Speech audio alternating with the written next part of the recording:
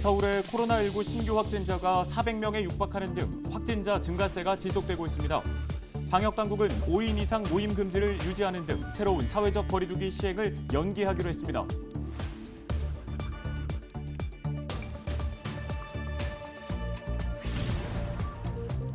민선 7기 3주년을 맞아 우리 지역 지자체장에게 그동안의 주요 성과와 과제를 들어봅니다.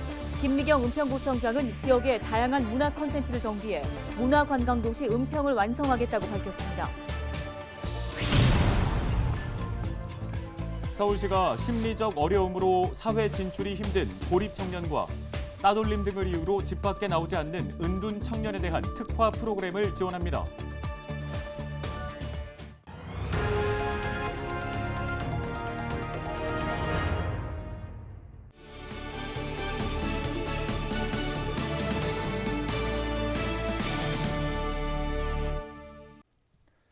여러분 안녕하십니까? 헬로티비 뉴스입니다. 서울의 코로나19 신규 확진자가 375명이 발생했습니다.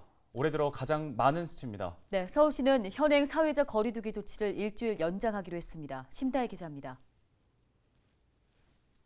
29일 하루 동안 서울에서 375명의 신규 확진자가 나왔습니다. 최근 일주일간 하루 평균 확진자가 236명이었던 것을 고려하면 확진자가 대폭 늘어난 셈입니다. 올해 서울의 신규 확진 인원 최다 기록이었던 329명도 넘어섰습니다. 감염 경로를 살펴보면 확진자 접촉이 151명, 집단 감염은 32명입니다. 마포구와 서초구 음식점 관련 각각 4명, 강남구 음식점 3명 등 식당과 주점 관련 감염이 이어지고 있습니다. 문제는 어디서 확진됐는지 알 수 없는 사례가 급증했다는 것. 확진자 10명 중 4명 이상의 감염 경로가 오리무중입니다. 감염 경로 조사 중인 사례가 183명으로 48%를 넘고 있는 상황입니다. 지역사회에 잔존 감염이 다수 존재하고 활동성이 높은 연령대에서 확진자가 증가하고 있는 양상이므로 조금이라도 의심되시면 즉시 검사를 받아주시고. 서울시와 25개 자치구는 결국 7월 1일 예정이었던 사회적 거리두기 개편안 적용 시점을 일주일 연기하기로 의견을 모았습니다. 또 백신을 한 번이라도 맞았다면 1일부터는 야외에서 마스크를 벗을 수 있지만 방역당국은 지자체 판단에 따라 집회나 경기장 등 사람들이 많이 모이는 장소에서는 야외라도 마스크 착용을 의무화할 수 있다고 설명했습니다. 헬로티비 뉴스 심다혜입니다.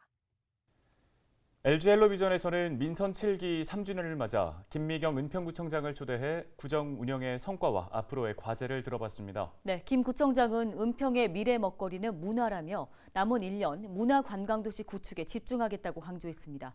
손성혜 기자입니다.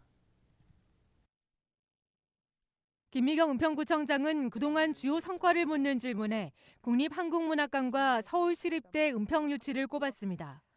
서울시립대는 4년 뒤면 녹번동 혁신파크에 자리 잡고 진관동 옛 기자촌 자리에 짓는 국립한국문학관은 오는 2024년 개관을 목표로 사업이 순항 중입니다. 국립한국문학관 유치까지는 굉장히 어려움이 있었습니다. 3년 반의 기간이었는데 결실을 맺을 수 있었던 것이고 그리고 서울시립대에 유치했던 것.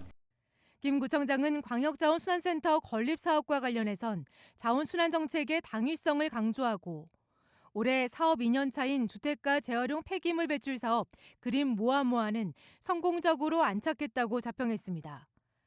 하지만 자원순환센터 건립사업 추진 과정에서 불거진 주민과의 갈등은 봉합되지 않은 상황. 주민들이 이제 염려하는 부분도 있는데요. 건립 사업 설계 진행 과정에서 함께 참여할 주민 참여 자문단도 구성해서 운영을 하고 있기 때문에 또 홈페이지에 보면 모든 것들을 다 투명하고 공개를 해놨습니다. 김 구청장이 가장 역점을 두고 추진하고 있는 사업은 문화관광 벨트 조성. 불광천을 지나 북한산 한문화특구로 이어지는 구간 지역의 다양한 문화관광 콘텐츠를 경험할 수 있게 하겠다는 구상입니다. 제4차 국가철도망 구축 계획에 포함된 신분당선 서북부 연장선 등은 지역 발전의 기폭제가 될 것이라며 기대감을 드러냈습니다. 미래 먹거리는 이제 문화라고 생각하고 있고 문화 콘텐츠를 성공적으로 조성한다고 하면 은평의 미래는 밝을 거라고 생각을 합니다. 민선 7기 김미경 은평구청장의 남은 임기는 1년. 김 구청장은 남은 기간 주민과의 약속을 차질 없이 이행하겠다고 밝혔습니다. 헬로티비 뉴스 손성혜입니다. 서울시가 경제적, 심리적 어려움으로 사회 진출이 힘든 고립 청년과 따돌림 등의 이유로 집 밖에 나오지 않는 은둔 청년에 대한 특화 프로그램을 지원한다고 밝혔습니다.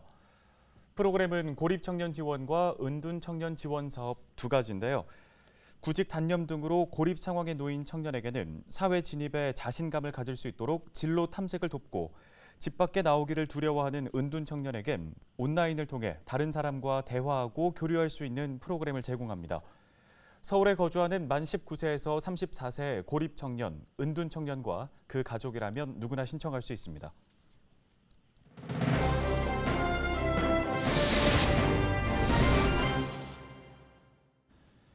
은평구의회가 공무원 등이 직무 권한 등을 이용해 부당 행위를 하지 못하도록 관련 조례안을 통과시켰습니다. 공직자의 부당한 권한 행사를 근절하자는 취지인데요. 네, 해당 조례안을 대표 발의한 송영창 은평구의원 만나보겠습니다.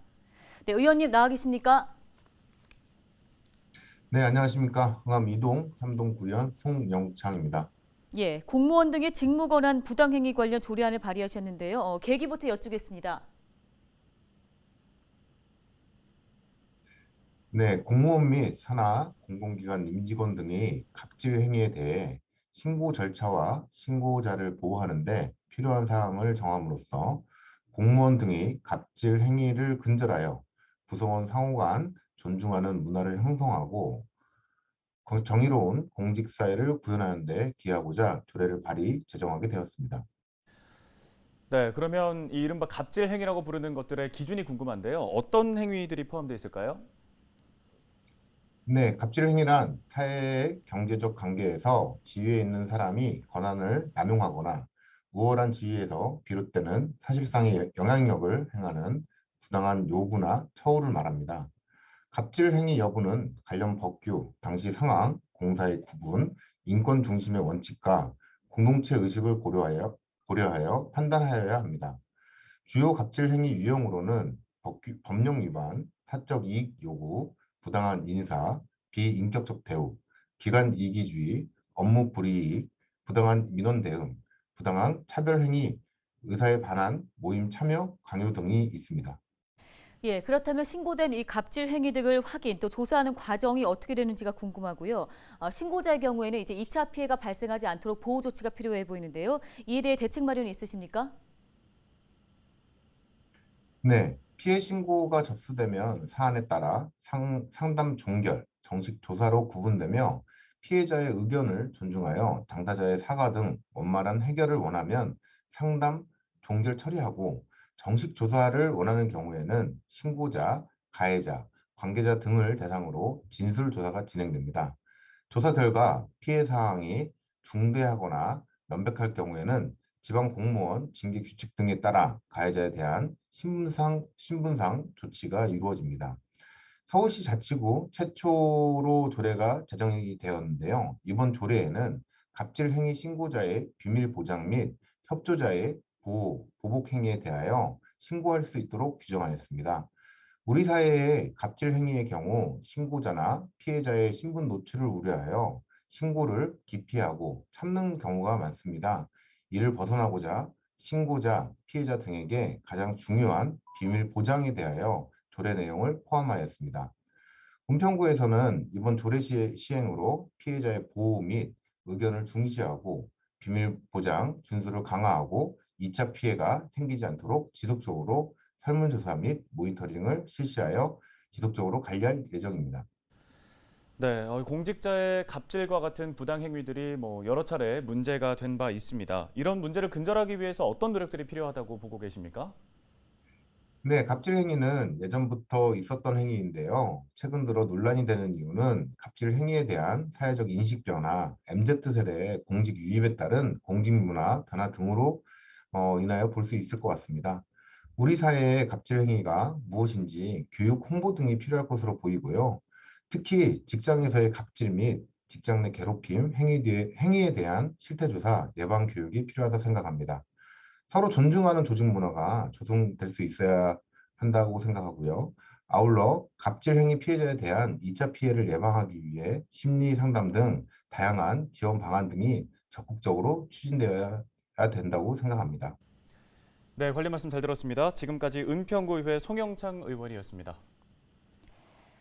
네, 다음 소식입니다. 양천구 2차 추가 경정 예산이 461억 5천만 원으로 최종 확정됐습니다. 양천구의회는 29일 제286회 1차 정례회 2차 본회의를 열고 양천구 2차 추경안 등의 안건을 처리했습니다. 2차 추경안을 포함해 본회의에서 처리된 안건은 양천구 느린 학습자 지원 조례안과 아동 친화도시 조성에 관한 조례 일부 개정 조례안, 동물 보호 조례 일부 개정 조례안 등 총 15건입니다. 앞서 양천구의회 예산결산특별위원회는 양천구가 구의회에 제출한 461억 원 규모의 추경안을 심사하는 과정에서 구청사 시설물 관리 등 일부 사업에서 5억 4천여만 원을 삭감하고 시설물 유지 관리 사업에서 1천만 원을 증액 편성했습니다. 안건 처리에 앞서 이수옥 의원과 공기환 의원이 구청장과 집행부를 상대로 구정 질문을 벌였는데요. 먼저 이수옥 의원은 양천구의 공유재산 관리 실태에 대해, 공기환 의원은 목동 유수지 중소기업 벤처밸리 조성 사업의 타당성과 관련해서 질의했습니다. 양천구의회는 당초 민간 위탁 운영과 소각장 체계 개선과 관련된 특별위원회를 구성하기 위해 본회의에 안건을 상정했는데 당일 정족수 미달로 안건 처리가 지연됐습니다.